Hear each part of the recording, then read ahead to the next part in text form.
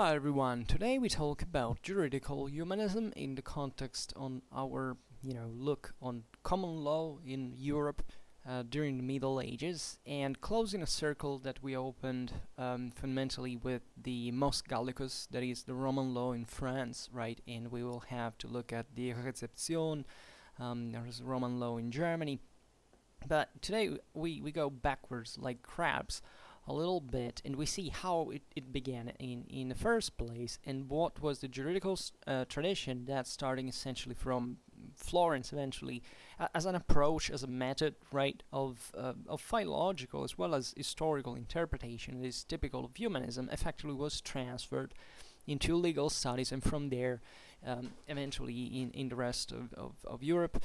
This is important because it's in the broader picture these final stages of the recomposition of the Justinian, actually Theodosian code throughout during the Middle Ages in Western Europe, that had frenetically at this point searched for all the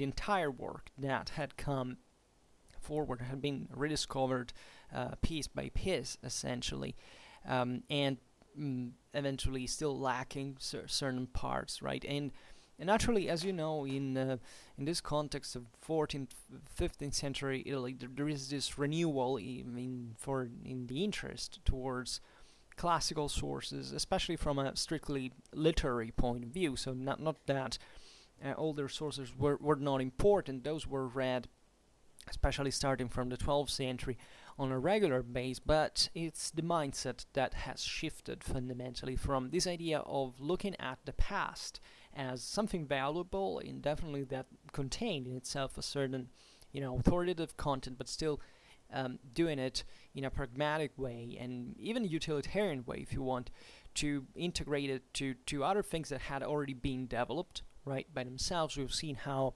even the rebirth of Roman law in medieval Europe was fundamentally not really an accident, but we went in parallel to the broadening and the articulation and the expansion of juridical studies on the basis that already existed at that time on different juridical traditions, chiefly Germanic, but also, let's say, common law as it had effectively developed as a custom, right?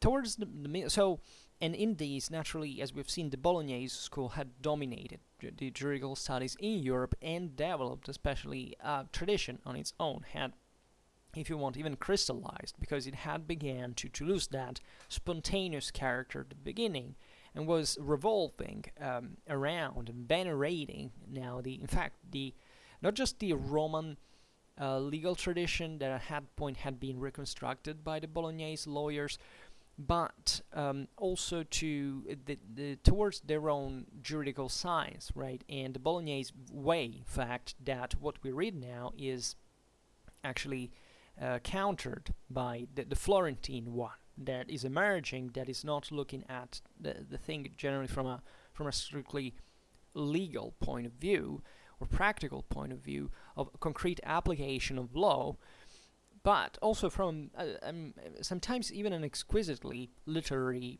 philological, and historical point of view. Naturally, the word juridical interests even in this field, but because Roman law served to legitimize all a series of elements that also in Florence had fundamentally developed, but there was no need at this point from Florence also to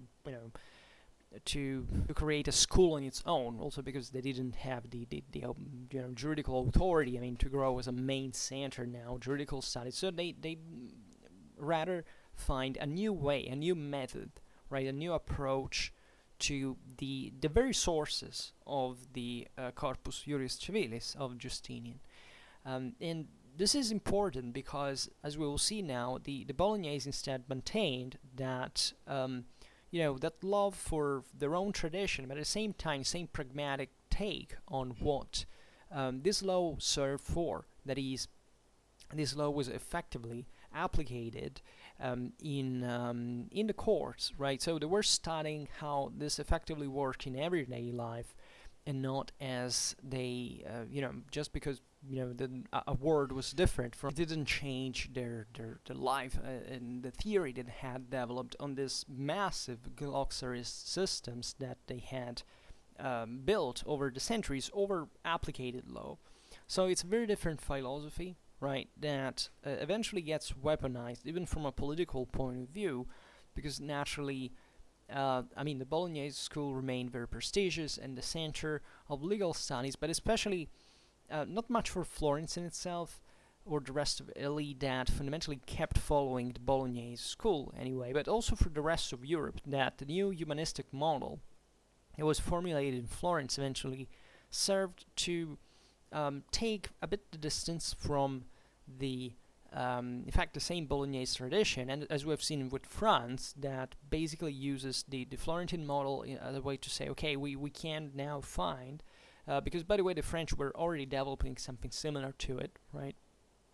There were great scholars that in France had already achieved this level of philological refinement and accuracy, that eventually, there were Italian scholars, as we've seen in the video on the Mos Gallicus, that boosted it in the same France because they went working there, and that, it was a gradual path. But the words, especially in the 16th century, the France at least developed its own properly national way of looking at law, and essentially making it a matter of the state of France, of the Kingdom of France, as that could serve also politically a certain legal, autonomy in certain sense, given all the problems of universalism, etc. That think about Gallicanism in general with the church. This attitude that France always had, trying to remain always autonomous from other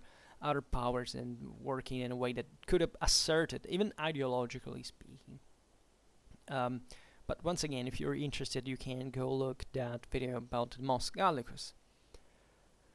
So, it's very interesting in all this picture to evaluate also what the path, the reconstruction of the Corpus Juris Civilis had been, historically speaking, because it's not that the Italians, for example, were rebuilding all this work part by part, so mechanically and so spontaneously, without, let's say, thinking about it right in the process, right? There was a path of different interests and different contacts, and also needs to develop a different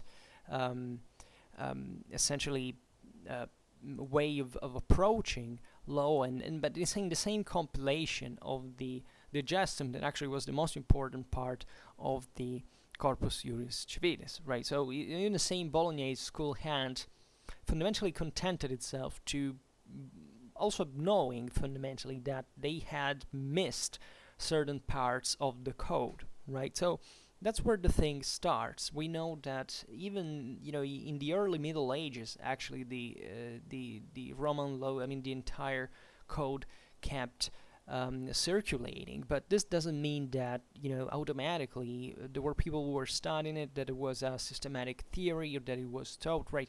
Universities started that from the end of the 11th century, but fundamentally they also kept developing these theories, starting from even different premises, juridical foundations, than the same Roman law, and developing a system that was, as we've just said for the Bolognese school, essentially a matter of practicality and not of historical or philological precision, right? By approximation, they didn't care excessively. They just were happy fundamentally founding their school on having found great part of these works, about which also we don't know excessively much, what sources they were actually using. So it's a complicated story. We'll see it better also on another occasion. But essentially we know that in a imprecise date during the High Middle Ages was arrived in Pisa, right? Perhaps straight from southern Italy that had Byzantine continuity for a longer time, a complete manuscript of the Digestum, in fact, right? So Pisa is, this major Tuscan port. It was very open to the Eastern Mediterranean, and therefore had a greater contact with the Byzantine world, and had its own historically imposant relation with the letters, we can say, but also in there just for a merely practical side. So there were merchants, right? So once again, even if they had found this, then they knew it was there, because even the Bolognese jurists actually knew that back in the day that code was there. They hadn't made it circulate. They had remained somewhere, right? So I think also in the Middle Ages where actually books circulated pretty damn much, right? It's this stereotype that books remained buried somewhere. Like many of them were in certain contexts, but whoever had a particular interest was capable of, going in all these major libraries and finding them in the archives, somewhere in the monasteries, in the cathedral, etc. But it was full of them, and they were read, they were studied, especially in this area of Europe. So this manuscript, it's that's like the philosophical stone in some ways, because it's the complete Digestum, right? This enormous work by the Bolognese jurists had been recomposing this one, right, and integrating all the missing parts. So this was essentially the ultimate, piece that they had to find. It was known eventually as Littera Pisana, or Littera Florentina, actually, because as we will see now, it would pass from Pisa to Florence, where this humanistic attention towards the code actually started, and usually indicated in juridical studies with the initial F, right? And the same glossarists, as we're saying now, had actually full knowledge of this manuscript. They knew it was there. For example, Odefred talked about it back in the day, and this is witnessed by the sources that say that actually those Bolognese scholars had gone to Pisa, where they eventually they treasured this manuscript, right? Because the Tuscan community maintained it there to actually go look at the text, right? And therefore beginning a praxis that was eventually followed also by the commentators, right? The same, the great glossarists of later, this greater systems of comments around the code, right? Even the famous Bartolo from Sassoferrato was basically the greatest authority in the 14th century. So the attention of juridical science towards the Pisan manuscript changed radically, however, only after the Florentine conquest of Pisa in 1406. So this is a bright example of a situation in which the Bolognese school knew about this manuscript, but and they were interested in it. They went studying it, but it hadn't circulated much. They knew there was this copy there, and was it. And who knows? Also, I don't know how deep actually we know what were the. I think we have only sources that actually claim that those scholars had gone in Tuscany to read that, but I don't know. I don't think we know how much they had received from that. Also in their juridical elaborations, it would be interesting. I don't know. Maybe one day we'll find out, because frankly, all of these sources are yet to be discovered in a certain sense. And at the beginning of the 15th century, when the Pisa was conquered, Florence was already the primary center of humanistic culture, as we know. That's something that began pretty early, right? Especially from the second half of the 14th century.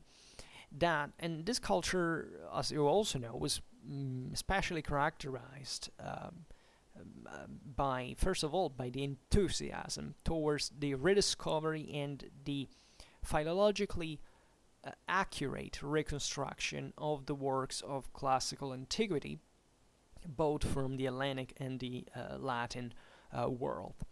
And this is interesting and important because actually in the rest of Europe, still these tendencies weren't quite there, right?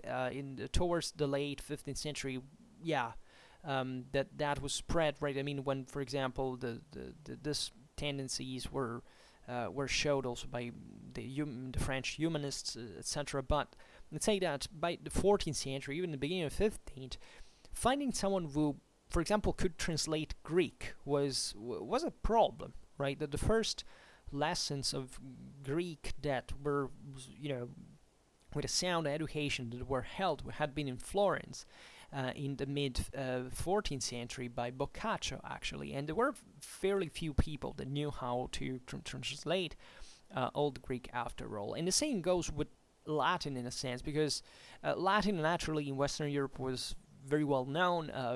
Great part of Europe was also made up of Romance speakers, but naturally even that level of accuracy, of precision of the Cicero's Latin, etc., was not absorbed like medieval Latin. It was a relatively simplified version. But if you start looking at the late 13th, especially the early 14th century, in Italy there was this revival of classical Latin, if we can say, right? That complicates things a bit, because even for the historian that translates, I mean, medieval Latin is much easier, right? And when it comes back to classical, you have to, these infinitives, third person plural. I mean, it's a bit more complicated sometimes to orient yourself. There is a sounder consecutio temporum, you have to pay attention, but it's also more beautiful sometimes, for sure. And this also, during the 14th century, this rediscovery and study had been pioneered by a relatively contained number of people, right? That were effectively those who started also traveling more to go find in the most disparate corners of Europe these precious manuscripts of the old of the classics, right? Because before that point, there wasn't like an official version, a philologically checked and accurate version of ancient sources. You could say, okay, well, now I need this text. I know where to find it. All these manuscripts had been treasured and read, but nobody had actually crossed all of these versions to find out how correct they were, right? Because during the transcriptions in early medieval times, naturally there had been mistakes and other stuff. So philology, in many ways, as we study it today, began, right, with humanism, right?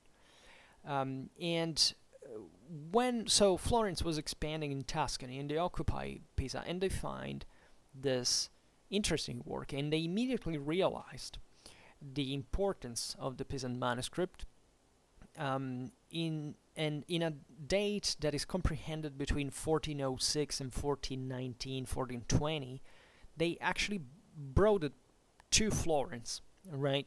So it was normal. Also, these cities seized others. It's not that they sacked the archives, the libraries. I mean, those were open. The cities kept working and people doing what they had to do. But naturally, there was now a stronger relation, also an easier access with this to this city by the humanists, and they realized so much that they're important that they decide to bring that specific manuscript to Florence, right? And where they kept it as a precious treasure of the Republic. In their historical seat of power was the palace of the priori, right? So the governors of the city. And here, the code was taken in exam by the humanists that actually had the problem now even to date it, and they recognized it as dating back to the 6th century. Exactly. This was an original 6th century manuscript dating from the time of Justinian or later. Actually, I think the datings today can say that it was at least, however, not later than the 7th century. So it was a pretty close work to the code that was in force at the time. And in fact, the same Florentines judged it at the time as one of the official copies of the collection that had come out from the imperial chancery of Constantinople itself. In particular, Angelo Poliziano, who was, one of the most famous poets and philologists. He was in the circle of Lorenzo de' Medici himself, right? So we're talking about the highest levels of Florentine Mecenatism and humanistic studies, right? And he began this comparison between the Pisan Code and the manuscript of the Bolognese tradition. Here, that's the interesting side of the story, because the Digestum, as we were saying, was the cornerstone of the Bolognese studies, but yet it was imperfect. Right now, they had the Florentines had finally found an original that definitely was better, was more reliable. It was the actual, or in fact, accurate version of the Digestum, and compared it with the so-called Littera Bononiensis or Vulgata, which was in fact the average text was used in of the Digestum in I say the Bolognese school, but once again, it was all over Italy, and I think already far beyond, because also in other countries they studied it solidly. And the immediate intention was to essentially write a critical, an unpublished critical edition of the Pandectae, founded on the Littera Florentina, right, and enriched with critical philological apparatus that could be a new step for a new address, let's say, of juridical science, right? And Poliziano eventually died before achieving this result. It would have been amazing, also because it was a hell of a work. But already his study during his life highlighted the many inaccuracies that were contained in the manuscripts of the Bolognese tradition, over which had been founded the great Italian juridical science, right? So this was a big thing, right? And it did create, I don't know personally how this was received immediately, but it was naturally a deep criticism to the very bulk, right? To the very source over which all the system had been found. So the new course of studies, anyhow, was continued by other jurists, right? Among which we mention immediately Ludovico Bolognini and Andrea Alciato. That we also, the latter we mentioned also in the video on the French, the Roman law in France, because Alciato went in France and began also to teach this, right, together with, frankly, other, French humanistic theories that had began to develop along the same lines. But it's important that these people had been influenced by what had been found out in Florence, and that now was looking at the juridical science under a different light. Consider in this regard that a Roman law at this point, after it had been recovered, had transformed into a sort of authority, right? As we were saying before, the Bolognese, yes, were still interested in the concrete application of the work, but they deemed now the Roman law as the common law, right? It could be applicated in the absence of any of other, whether other juridical systems that were enforced at the time didn't essentially contemplate the various legal cases that could occur, right? So it was seen as, however, a superior type of law that was also much more systematized than the legal ones. I mean, the Roman law has, it's a very complex system. It has institutions, very cases, very big, right? So the rest of medieval juridical science hadn't produced anything comparable to that. I mean, had developed over it and had expanded, and it's not because it was worse. It simply was adapted to a different context, right? That was very elaborated, right? If you look at many, we will definitely observe these things when continuing this series, how effectively law was enforced with the typical medieval juridical pluralism and particularism, also as we call it. But anyhow, now having found the original Digestum meant also to say, look, that this is the true authority, right? So it was a big deal because the thing had gone ideological in many ways. Roman law was considered really now a model to follow, right? Eventually, during the Renaissance, especially with the Reformation, different countries kind of founded their own juridical school, right? That also took the distances sometimes from the Roman law, right? Or integrated it partially, because it was essentially what was done in Italy, so in the cradle of Catholicism. And that's what I was saying before, that these ideologies were important because they sometimes they corresponded to different types of governments, right, and juridical systems that also had implications on religious policy, etc. So these are meaningful changes. We will have maybe one day even to address modern law, because it's very, very fascinating to look especially at the European perspective as a whole. So in order to understand the principal lines of the new address of juridical science, we have to take in consideration certain aspects of humanistic culture that in part we already know. We talk about the Renaissance, the humanism many times on Schwerpunkt, but just for the sake of of complexion. So if you look at the humanists, where they had this full devotion basically towards classical culture, right? They expressed this absolutely critical judgment towards the previous centuries, like the prejudices towards the Middle Ages as a dark age and such began there, right? Which is kind of ironic because these people are remembered as medievals by us, so it's kind of a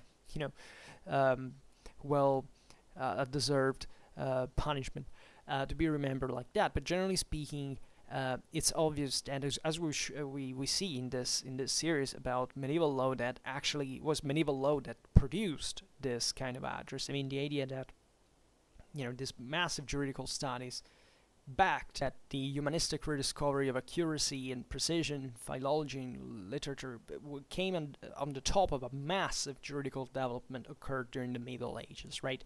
We live in a world in the West here that there are people who still believe that actually the Middle Ages were a dark thing with nothing happened, and that at one point these guys found back older manuscripts and the Renaissance happened, right? It didn't happen like that. There was a massive development of medieval civilization, especially from the High Middle Ages onwards, that actually went past the classical achievements, because the Renaissance wasn't a copy of classical culture. It was actually an enhancement of it, an adaptation. It was already richer and more subtle, more critical in itself than the classical culture. Actually, the original classical culture had been, telling the truth, and it was a summa, by the way. We're talking about the classical world as if all the world was like at the time of Cicero, all the culture. No, there was a massive development. Also, Roman law came through a very long process, and what was studied at this time was also, and had been synthesized by Theodosius and Justinian, was a set of, it was a cherry picking of the best of Roman juridical institutions. It was a very long and complex work that took also, you must understand from that specific context of the Perpetua Sanctio of the late Roman Empire, this was this crystallization also of law, right? That's where it was invented. The Romans were a bit like the Bolognese. I mean, they had their own law, their own customs. They tried to make it work in a way. It was just in the later Roman times that there was this idea. Now the empire had to stop in a specific model, and that basically didn't have to move because that corresponded to universal divine perfection, and that's it. And that's what partly the humanists were re-narrating. And actually, that wasn't such a beautiful thing from an intellectual point of view, because humanists in certain cases were also more, less flexible minded than people that came before them in the same Middle Ages. But there is also positive humanism, of course, and we should say that actually not all humanists actually were so fanatic about this absolute copy of the past. And some of the greatest humanists, if you take Petrarch, right, they wrote beautiful things. Actually, they're more remembered often for their vernacular works that were very medieval-like, right, in nature, but they were beautiful, artistically, literally speaking, even more than their classical imitations, right? But yeah, it's important to remember that it's exactly in this humanistic context that the concept of Middle Age, right, the Middle Ages proper that we use still today, was invented, right? The humanists attributed it to this moment in between Roman culture and the rebirth that they identified in their own generation, essentially. And they believed, more in particular, that in the ancient times, from ancient times actually, the Latin language had gone sensibly,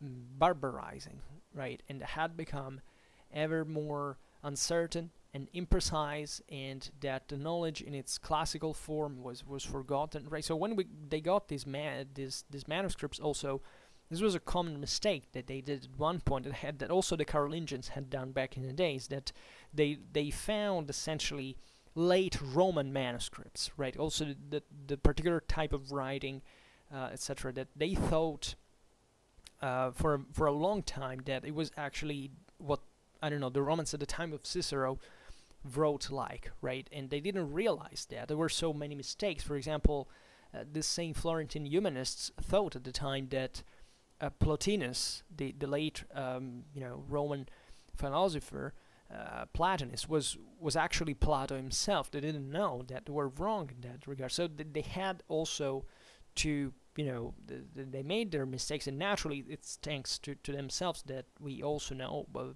that was an improvement. But they had this, by certain standards, a sort of obsession, right? They believed also as the ancient. Now there was also a revival in certain pagan ideas. We could say, for example, the view of time and of history, right? The Christianity had introduced the linear concept of time. Like, there is the creation, so there is a beginning, then there is the apocalypse, then effectively there is the end, right? So there is a beginning and an end, right? All Christian vision is founded on the earthly life and the heavenly life, and this dichotomy, fundamentally, that there is a before and an after. The ancient world largely saw essentially time and history, and also human civilization, as a set of as an infinite cycle, right? And therefore the humanists readopted this view, partly to say that, to justify and to explain in some way how this cultural impoverishment had happened, right? The acme had occurred in what they say between the 1st century BC and the 2nd century AD, right? And after that, according to them, was this period of gradual decline that had stopped only in their own contemporary time. And these two aspects of humanistic culture have foundation in the observations, the criticism made also to the medieval juridical science, right, by the jurists that now adhered to the new humanistic address, because they said, your work sucked because you studied the Justinian code, where you didn't even know how to read or Latin proper, and you didn't know that was wrong in part, right? So that was the ideological justification, also alleged moral superiority by certain standard. And according to this, like if we make this comparison between the Littera Bolognensis and the Littera Florentina, that is literally these two different versions of the Digestum, the humanists supported, first of all, they stated actually that the masters of the previous generations, so the scholars, lawyers of previous generations, had founded their interpretation on texts that evidently now presented numerous inaccuracies, imprecisions, and mistakes, right? And the correct understanding of which had been prevented to them by the imperfect knowledge of Latin language, as we've seen. But secondly, the humanists also, considering this cyclical vision of history, they attributed the Justinian collection to a descending phase of juridical culture, right? So they began to criticize, and this is probably the most important thing, the whole base over which what the same Roman law that was known at the time had been based on, right? So they saw the Justinian period, and also the Theodosian one, which the Justinian collection was coming from, essentially, from a rather distant phase from the apex of classical culture, and therefore also substantially barbarized. Like the humanists were obsessed with the idea that also the barbarians had brought, the stereotype of the Goth here, the Gothic script at the time.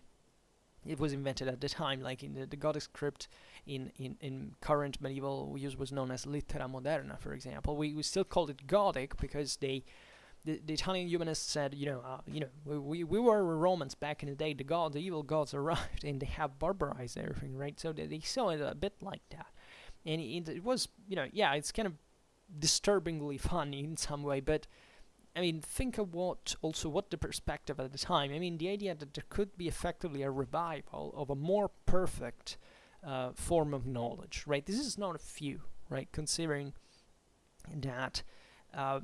The humanistic ideal still based on the in fact in this period between the late Republic and the early empires as an ideal model, but still there was the confidence of that there's something better could be done also in this juridical field at that point, once that the actual Roman law of the earlier times could have been restudied. And this boosted strongly, a new attention towards the more ancient, all the philological process that had brought to the compilation of the same Justinian code, right? Which is very important because the code did contain actually a new legal system, but were also the examples of the older Roman lawyers, right, of early imperial time, right? It was a composite process, so the philological and historical attention of the humanists went also towards kind of reconstructing what was behind now the work itself, right? It was a long process. It would take a long time, right? Centuries.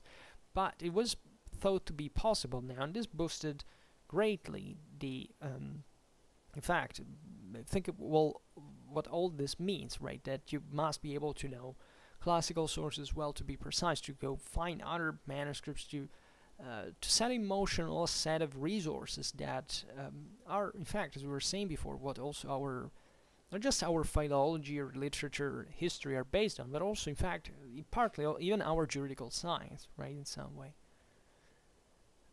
Because naturally people began even to look at, now you see that the medievals saw the prototype of Rome not with Caesar or Augustus. They conceived Constantine to be the model because it was, according to them, the first Christian emperor, right? So that was their vision, and when they thought about ancient Rome, they looked essentially at the Justinian code, saying that's Rome, right? That's sense for cent Rome. It was kind of a flat viewing part. So the humanists brought in the idea that that and the need to know, because previously there hadn't been also objectively, to look at the same Roman history in a historical perspective, right? That there had been different times, different phases, right? And this was, of course, known even before, right? If you think that Vegetius, that was fundamentally the only military work that was read in Western Europe from ancient times. I mean, Vegetius is talking in those terms. He's talking from late Roman times, praising the early, late imperial times, praising the early imperial times, right, in the Republic. So there was a depth now. It was, widened, was expanded, in that, from which even historical studies and vision of the world benefited from, right? But going back to the juridical aspect,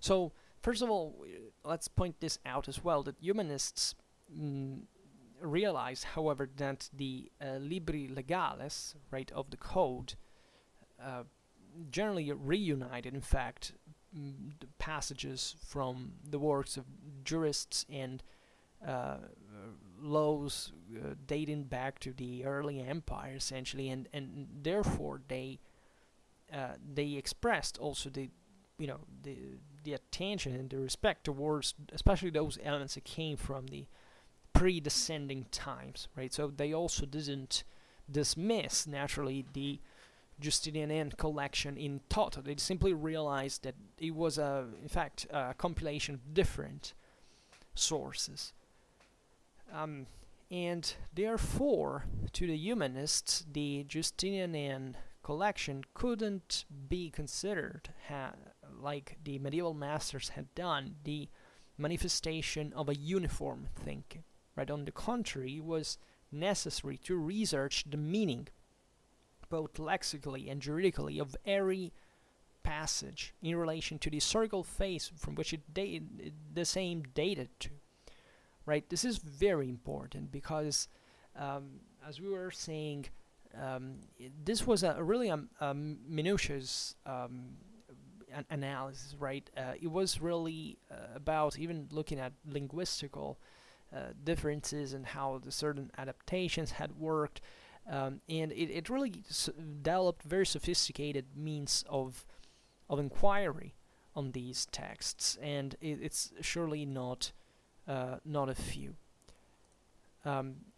In this reading, that is philological and historical alike, the Justinian norms lost, however, in the process, that auctoritas, right, that superior and universal authority that the Italian doctrine had recognized to them, and that they revealed themselves as historically definite, contextualizable norms, right? The observance of which in contemporary life was not to be considered necessarily binding too. So this is another important conceptual step, because evidently that absolute authority given to Roman law had changed in many ways also the ideological approach to the same juridical science. Now, if you realize that part of this Roman law, aside from the fact that it was wrong because it was based on a incomplete or however inaccurate text, was also composed of certain parts that were kind of more important, more authoritative, more precious, right, and others not. So this triggered in part also, if you want a relief, liberation from the idea that this is now like a universal perpetual sanction. This was in many ways also detachment of humanism in a kind of secularized mindset from great part of universalism, right? The idea that there is not like a center of gravity anymore. This is typical, in part of the same Renaissance that basically debunked a lot of things that were believed to be true. Think about, Constantine's donation, which the church had founded the same, justification of its earthly power, right? It was, debunked actually by one of the same papal philologists, and it's quite meaningful because that also tells you that that power was not the same anymore by itself, because it had the means even to criticize itself. That is actually an open picture of a world that was dramatically advanced. I mean, it's not a chance that this happened in places like Florence, right? These were areas that were like major, developers of, especially of political and juridical theories, right?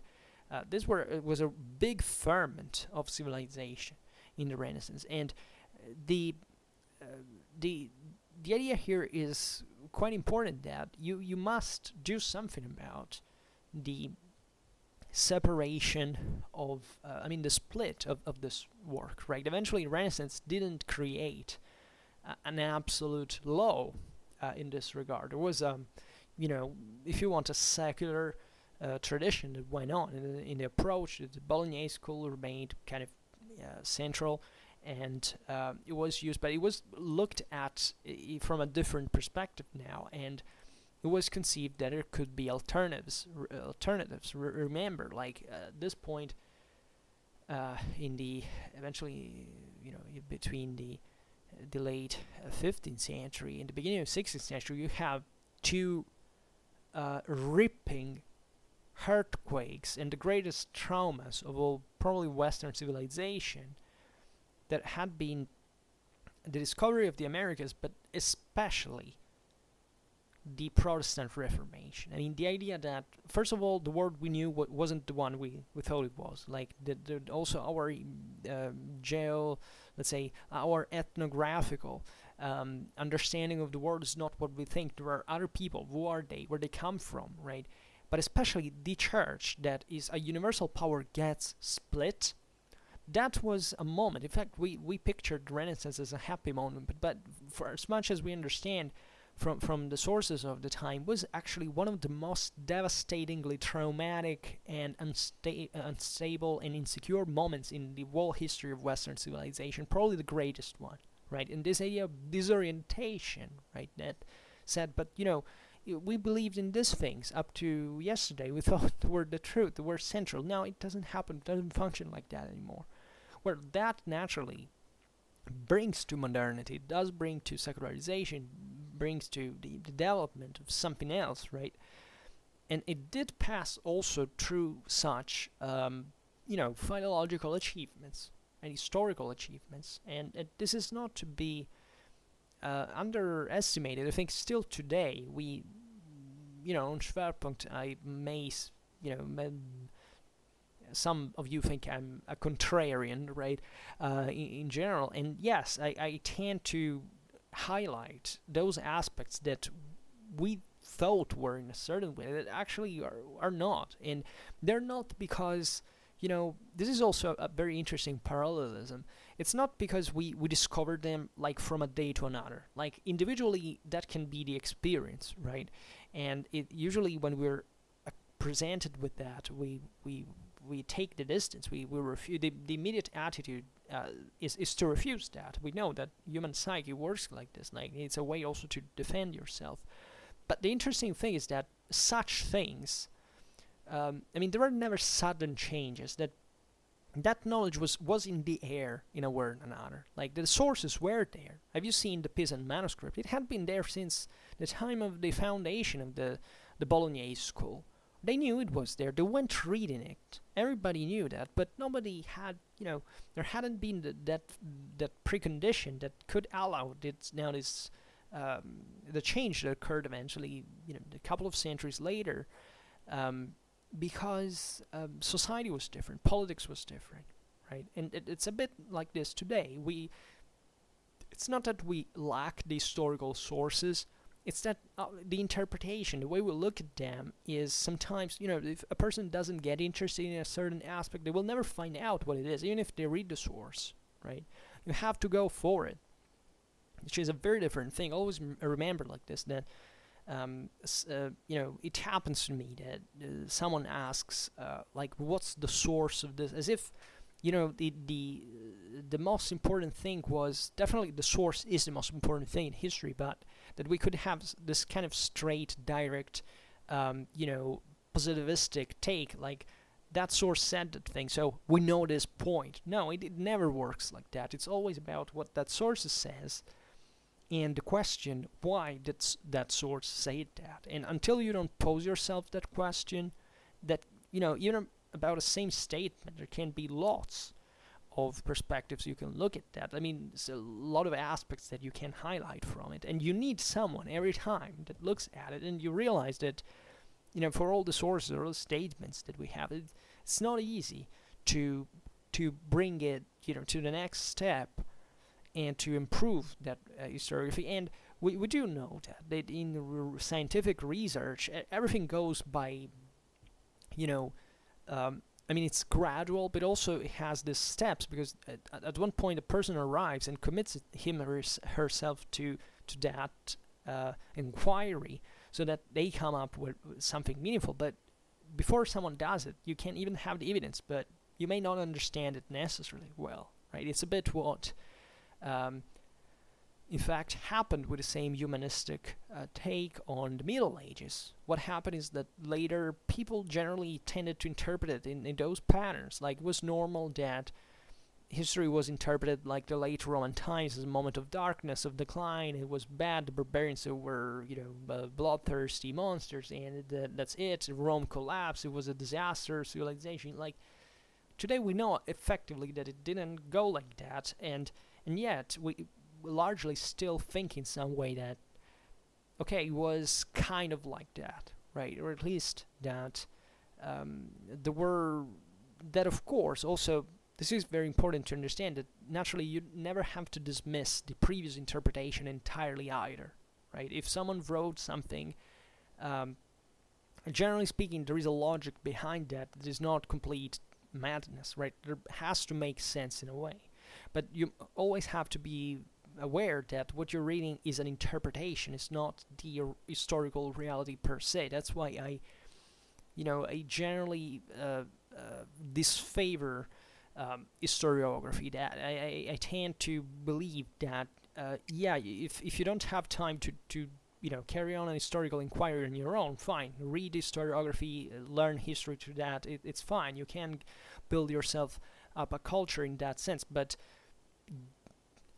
being really critical and being sure about what that person has written, being able to criticize it's the next step. And I must say that historiography, when read, has usually mostly confused my mind than helping me dramatically. Like, of course I was exposed through it to an immense amount of information that I learned in some way, but then I discovered that in great part I had taken it for granted, because not all historiography is showing you directly what the sources of this are, right? And this is a digression that I think it's meaningful, because most of our problems, I think, we are sons of the humanists in many ways. I think we still have a lot of those that I call, in fact, as always, the modernistic prejudices began there, right? So the 14th to 15th century, 16th century are centuries that we should go more carefully back at, simply not stressing the positivity of them, but from their point of view, the immense problems that existed at the time, and that these people are to be actually, they have to take credit for the fact that they built certain alternative systems that before were unknown, right? So that's the work of civilization they did.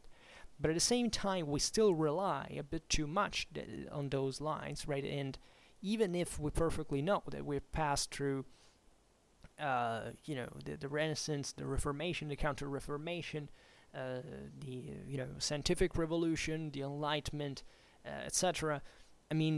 Those are all stages that we carry something from. But it's as if there was a primordial stigma that we got in the moment we began to think that there was something like the Middle Ages, like there was a period of darkness and a period of light, that there is something inherently positive and inherently negative, and therefore it's very easy that it's all black or white, right? And that we don't have to think about it twice. Actually, we do know there are bad things and good things, but we have huge problems in still assessing which specifically they are. So that's why I stress this, because it seems to me that history is often told in those tones, right? And that maybe we'll talk about this on another occasion. But I hope that this aspect was, this video was highlighted this from a different perspective, right? So, in conclusion, the humanistic address ended up fundamentally to undermine the basis of that rich legacy of thought of the Italian tradition.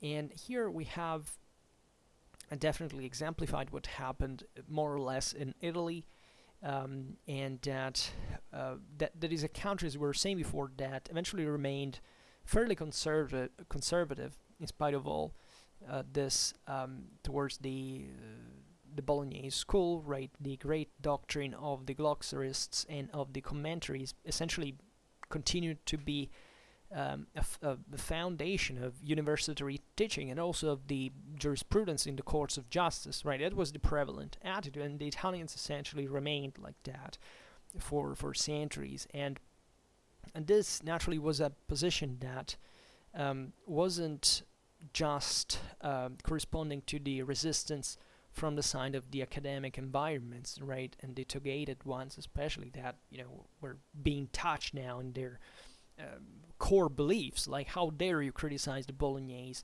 school of thought, right? That is the correct one, right? But and so humanistic culture had was paradoxically stamped in a way. But at the same time, this was the point, right? There was another positive resistance, let's say, that was born out of the practical value that the medieval interpretation, in virtue of its extraordinary addition to the multiplicity and to the variety of the practice, continued to have, right? Because in the universities, the enforced law was taught, not the history of law. Now, this is very important because you realize that you have two dimensions in the story here. What is more important? That law works for the people, to discipline society, that is practical, and or just that it's a history of it, right? Both things are important. But let's say you can see the bad and the good in it, right? From the humanist side, you can see that there were essentially ideologists who were creating a different view of the world, also essentially stigmatizing it by the passivization in kind of a not very positive sense, also in a healthy vision of history, but also they were boosting a great philological, historical awareness that was unprecedented. At the same time, the Bolognese school was, yes, was based on a, on a sort of, it was also an institution, right? It was a hierarchy. These people were very powerful. There was all an establishment behind it, etc. But at the same time, they were working, looking at the practicality of law. They cared about law to work. That had been the very first working society, right? That had been probably the truest and the deepest foundation of the Bolognese school. So there is the coexistence of these aspects, and definitely we will have to look also at other traditions outside of also Italy and France, and we'll pass to Germany, I think, next. And I think this is all very instructive. In many ways, there's a lot of considerations that stem from this, but anyhow, I just hope that you enjoyed this video. If you did, please share it. Otherwise, leave a like. Otherwise, subscribe to my channel if you're interested in my upcoming contents. And for now, I thank you heartily for listening to me. I wish you a nice time and see you next time.